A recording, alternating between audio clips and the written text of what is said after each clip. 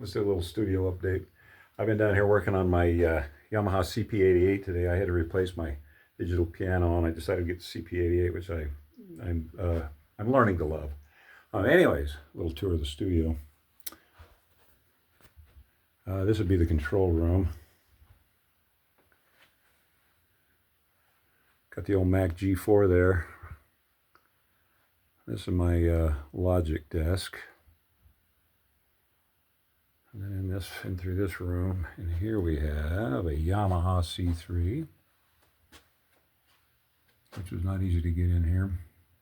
Hammond C3, Leslie 825, and the old quarter box accordion Leslie.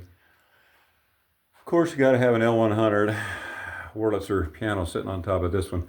I bought this thing brand new, man. 1977. Then I had my brother put a piece of mirror on the front of it because it seemed like a cool idea at the time. Rhodes 88 key. Rhodes Wurly L100 Tama drum set, which shouldn't be in this room at all. I just had to play drums on a session last week, and so I didn't want to have to set them up in the other room. Hammond BC plugged into a 21H Leslie, which has been converted to a 2-speed. This is where we do all the singing and stuff. Not very glamorous, but by golly, it works for me. Baldwin harpsichord, one of 500 ever made. If you've seen the Wildflowers documentary, Tom Petty, they keep zooming in on one of those in his studio. A letter from the Dalai Lama, because that's how I roll, me and the Dalai. Anyways, the fun thing I've been doing today is this guy right here. I wanted to put Wurlitzer legs on a Yamaha CP88 because I hate the stupid X stand and I hate the other stands you get for it because I have to have my Hammond above it and I have to have all these foot pedals underneath, volume pedals and Leslie switches, etc. And it gets in the way of me doing my job, and you know, that's not cool. So anyways, I had to tear this piano clear to pieces.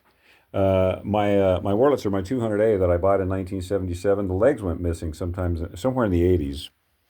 And I'd loan it to somebody. I never got my legs back. Anyways, mounting these things. Wow, what a circus.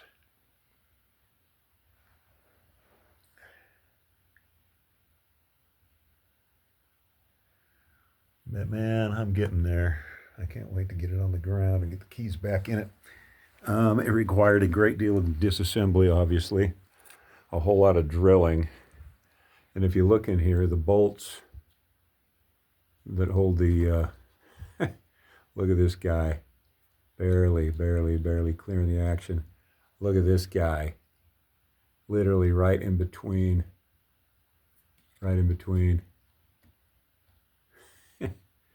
These guys over here. In the front, I had to drill some sizable holes in the front to get the front end mounted up properly. I can't even see it now. Anyways, yeah, I can't see it. Back here in the back leg barely clears that circuit board. I mean, it's within, I don't know, man, it is close. And then the same situation with the keys here. Literally, that's just right in between the two weighted portions. And this bit here just barely clears everything. So anyways, gonna be cool. Gonna be fun. I mean, why not? This is what happens when you have a boring Saturday. Anyway, fun little space, huh? Home sweet home. Had Merrill Osmond in here last week. How about that?